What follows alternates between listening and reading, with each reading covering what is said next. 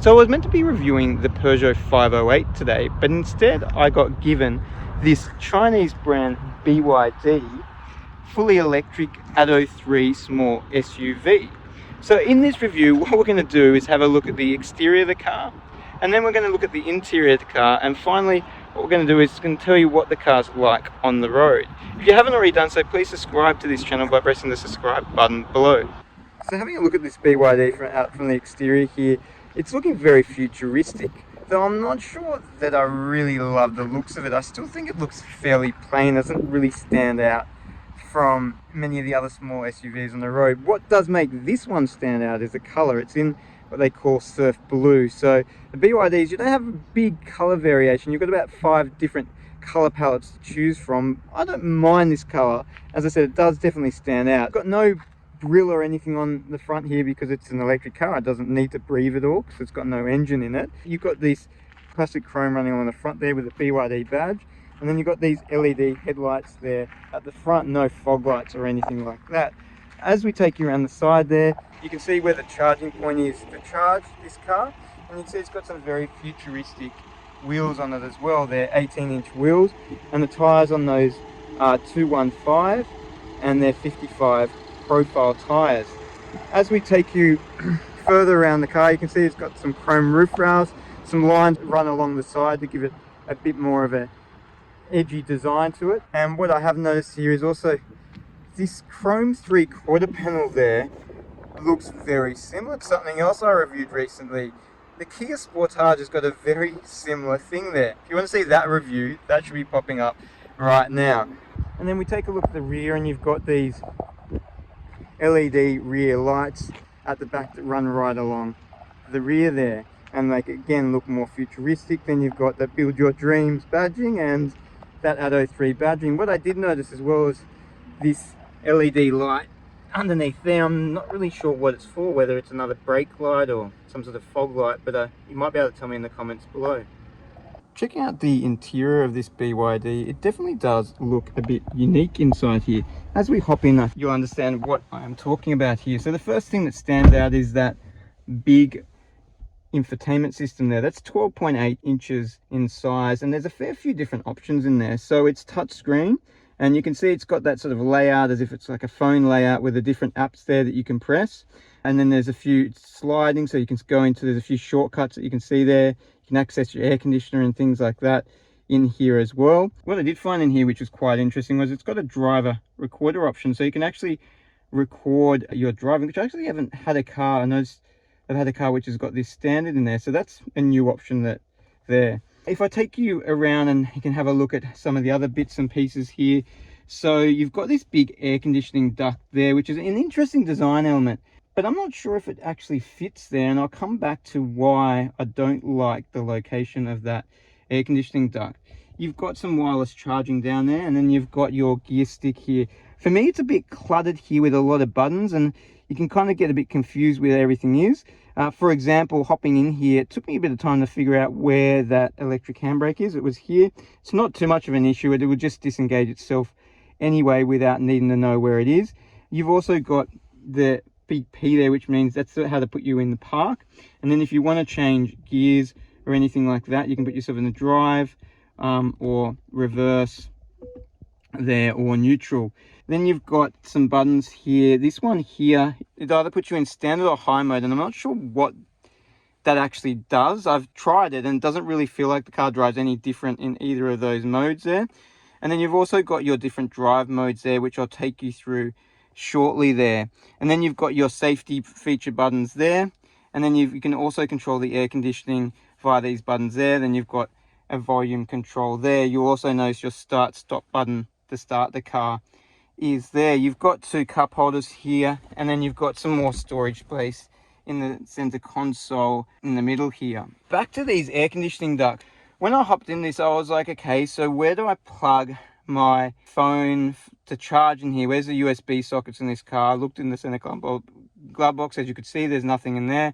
I looked here, looked around. It took me a while, and then I found that it's actually down here.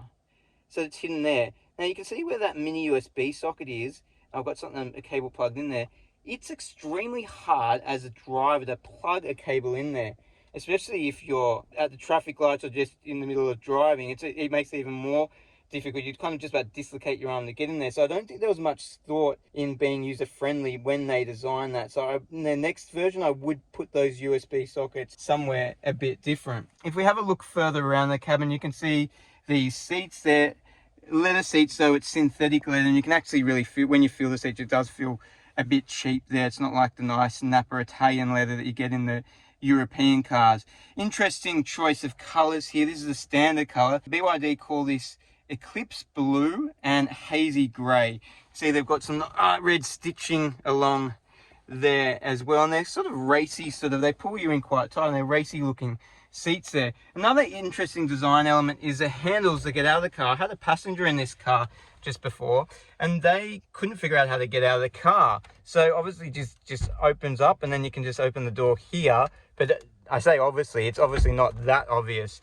You've got one of the speakers there, and then you've got an interesting design element down here where you've got cables that run across the length of that speaker, and they also are used for the storage bucket down there if you've got anything big, and this holds that in. It's a bit of an interesting one there. You've got these air conditioning ducts there that look similar to the ones in the center console area. I'm not too sure about this big switch here for the air conditioning ducts. Looks cheap. It is definitely easy to use. Coming up to the dashboard here, and you've got that Eclipse Blue color, that Hazy Gray color here, and a bit of a brush gray sort of aluminium look here to mix that up in there. All the materials feel reasonable quality down there. The really only cheap plastic I found is sort of hidden underneath here where you wouldn't really see it. It feels like a really cheap plastic if you touch it there.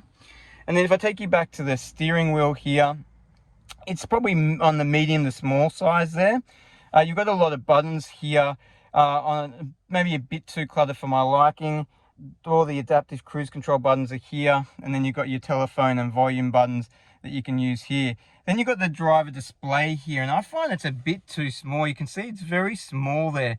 There is a lot of information there. You obviously got your battery, how many kilometers till the battery's drained, and then how many kilowatts you're using, along with your speed and amount of other data. But I just feel it's a bit small looking because of the big infotainment system. That does distract or take you away from realizing how small it is, but I think they just need to make it a bit bigger there. Then you've got these 6-way driver electric seats, and then for the passenger you have 4-way electric seats there. This also has a panoramic roof which comes standard with this, but the annoying thing is you actually have to hold the button here for that sunshade to go back. You can't just let it go and then it will go back. You actually continue to hold that. So I find that's a bit annoying. I've got a panoramic roof in my car, and you just have to press it once and it will go all the way back, or you can just play around with it, but you don't have to keep holding on it if you don't want to there. The rear of the cabin here, it looks like from out here, there's a reasonable amount of room, but we'll hop in and find out if that is the case. And yeah, there's actually more room than you'd expect for a small SUV here. That seat's probably about 3/4 of the way back, and my knees are not even close to touching it there.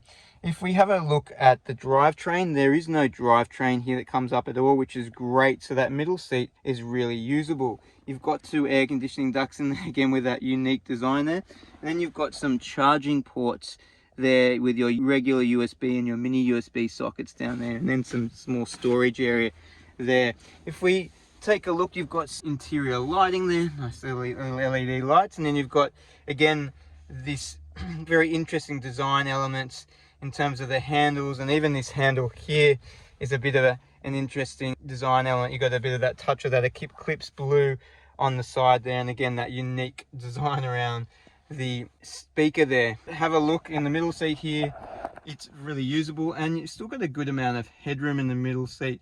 And if I take over and have a look at the other seat here, you've still got a similar amount of headroom there. A good amount of room there. Having a look at some of the other features in here, you've got an armrest there with 2 cup holders as well. And I feel that these seats seem to feel quite comfortable in there. So I'm quite impressed with the room there. It's a reasonable amount of room in the rear here. There's no rails or anything on the seats. You can't adjust where they are. See, it's also got 2 map holders at the back here. So to open the boot, there's this little button hidden underneath here. They put a nice sticker there so I can figure that out.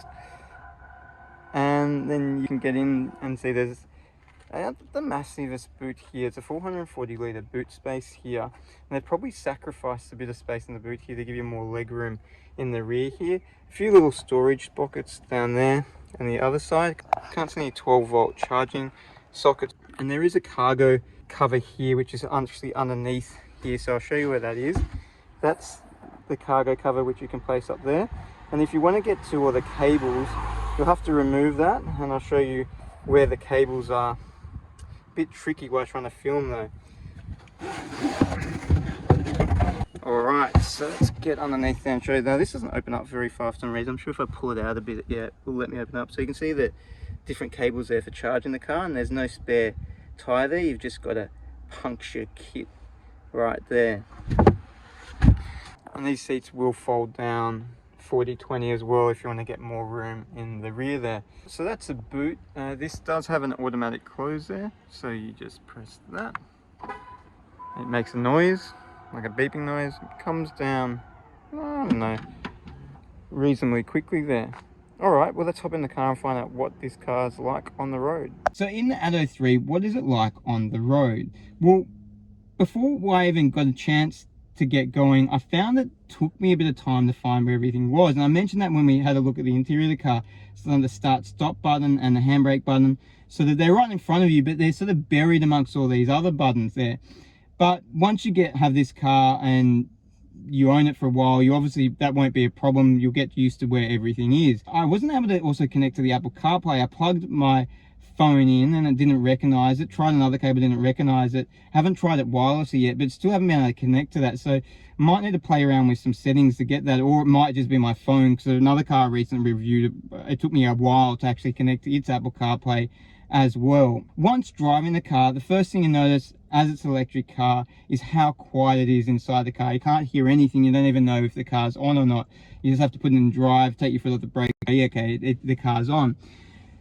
Then what I noticed is how smooth it was. It was like more of a premium European car, which surprised me. I was like, it's really actually smooth on the road and feels quite solid there.